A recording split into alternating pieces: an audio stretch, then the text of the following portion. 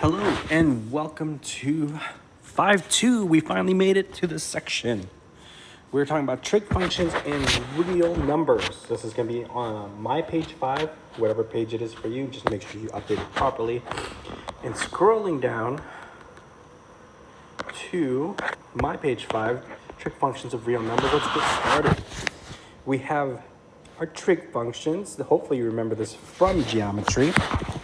But we have 6 trig functions, 3 of which you should already know, 3 of which should be relatively new to you. And let's get started with it. The 6 trig functions that we should know for this particular section are, let's see, the 6 trigonometric functions. We're going to turn this into a table. So let's do this.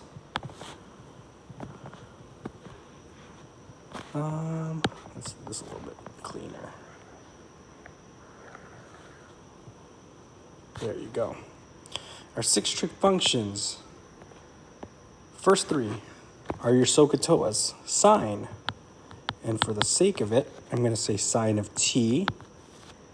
T is going to be for your terminal value, or your t value. And whenever we're talking about sine, we're going to be talking about the y value. You'll see what I mean in a second. We also have cosine. We'll use t for the t value again, is equal to the x. And then tangent. Tangent of t is always opposite over adjacent. In this particular case, it'd be y over x, where as long as x does not equal 0. So that's an important feature to this. Make sure you have it written down. The 3 new trig functions that you probably never heard of are cosecant. I'll write it underneath it in pink just so you know what it is, but it is shorthanded by CSC, and this stands for cosecant. And we'll use cosecant of t for that t value again. And this is actually just the reciprocal of sine. So whenever you hear cosecant, you should think of the reciprocal of a sine. When the reciprocal of sine, if you recall, y over 1 is sine. So this would be 1 over y. And let's do that not in pink because I actually want you to copy that down. 1 over y. And in this particular case, y cannot be equal to 0. So, cosecant is the reciprocal value. And ironically enough, all of these will be the reciprocal value. All 3 of these new trig functions are reciprocals to their counterparts. The counterpart to cosine is cosecant. I'm sorry, secant. And shorthanding this should be SEC. We use t for the t value. And once again, the reciprocal of x over 1 is 1 over x, as long as x does not equal 0. Because we can never have 0 in your denominator. So this is secant. And then our last trig function is the counterpart to tangent is cotangent. Shorthanded is COT of t, and the reciprocal here of y over x is x over y. In this particular case, y cannot be equal to 0. So we're going to call this cotangent. Just in case you're wondering how those were spelled. Now,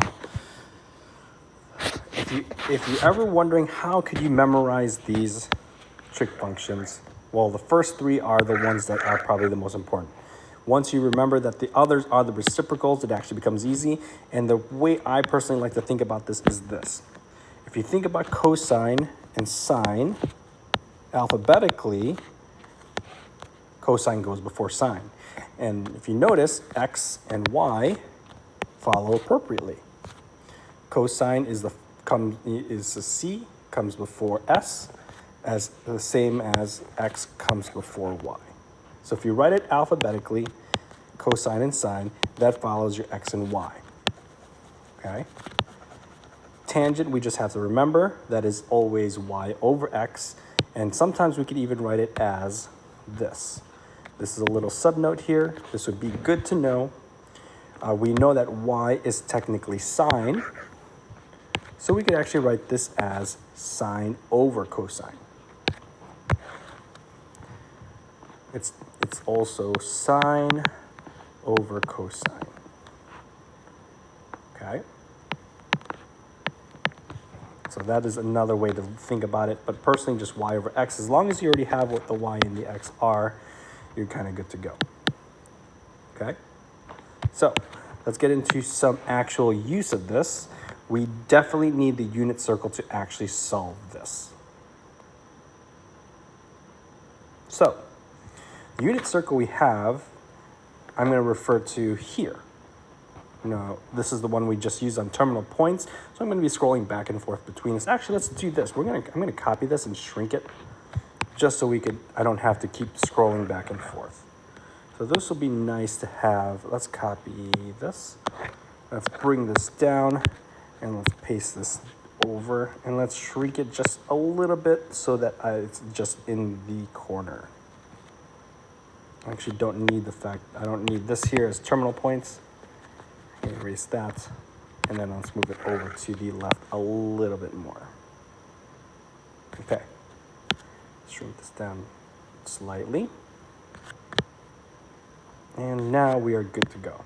So this is our unit circle that we are going to use in this particular lesson, or in these practice problems. So, example 1, and let's get out of pink. Example 1.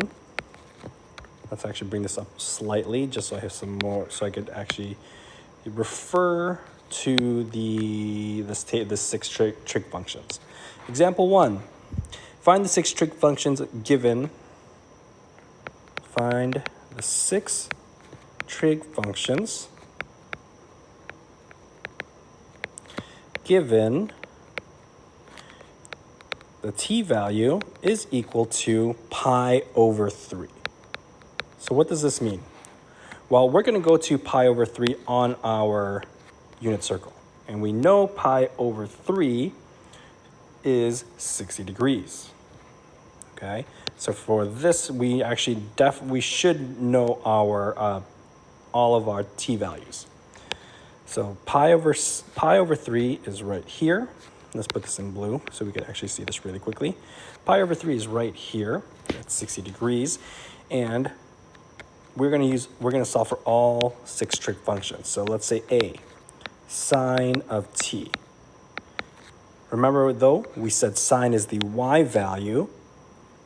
And all we have to do here is go to pi over 3, look at these points, this coordinate, and look at specifically the y value here.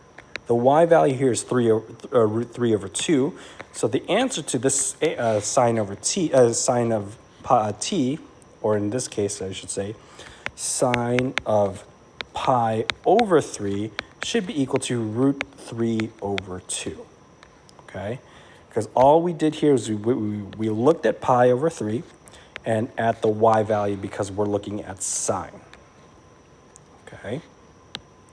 So let's try another trig value at this specific t value. B, let's do cosine. Cosine of t would mean cosine of pi over 3. And in this particular case, we're looking at the x value. So what we do here is we look at the x value at pi over 3. We know it's 1/2. So the answer to this particular problem is 1/2. And we're done. Where it gets interesting and a little bit strange is when we start talking about tangent. And tangent of t, in this particular case, is y over x, right? And what we need to do a little bit of some math here. We know the tangent of pi over 3 is technically y over x. We know what y is because we used it in the sine value. Oops. We used it in the sine value.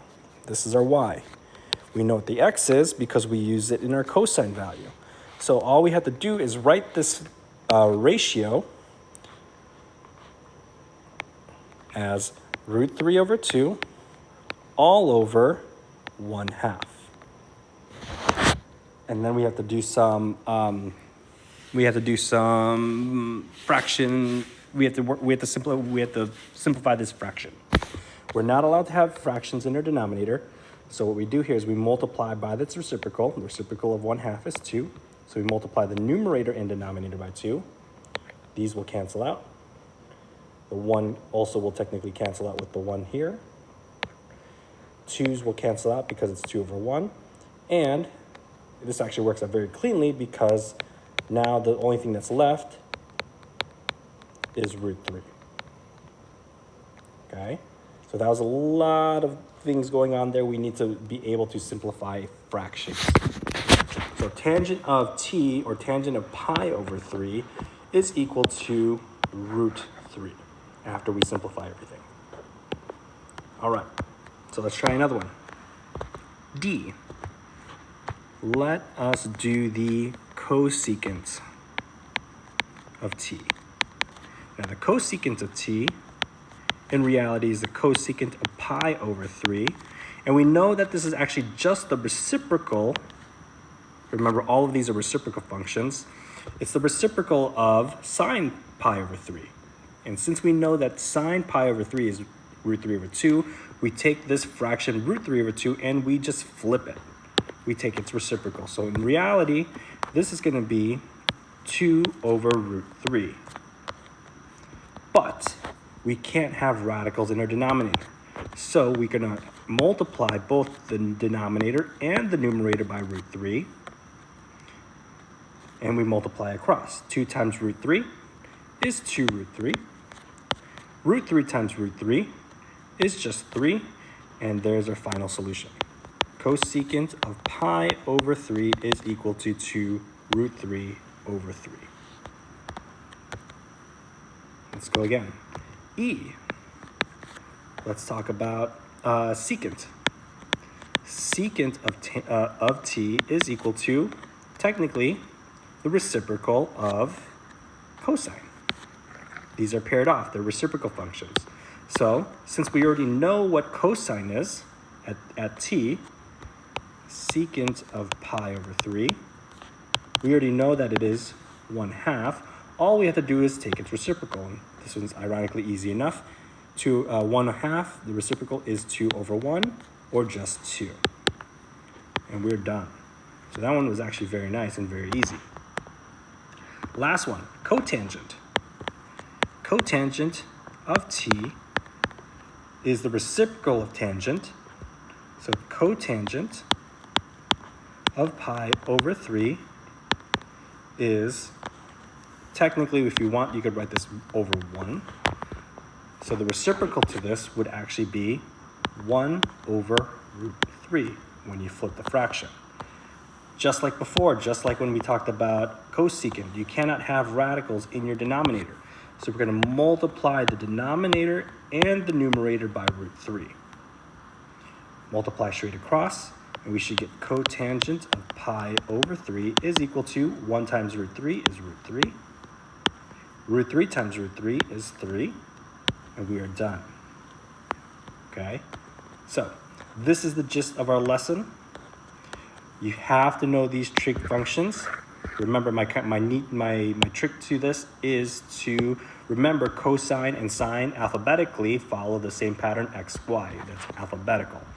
And then tangent, you just have to remember it's y over x. That's just something you should know. And then all of these new trig functions, which I accidentally erased, are just reciprocals of their counterparts. So if you know how to do a reciprocal, then you're actually in very good shape for cosecant, secant, and tangent. All right, so that is this lesson. We'll definitely do some practice, more practice of this when we're in class. And if you do have any questions, please let me know, and I'll see you in the next one. Bye.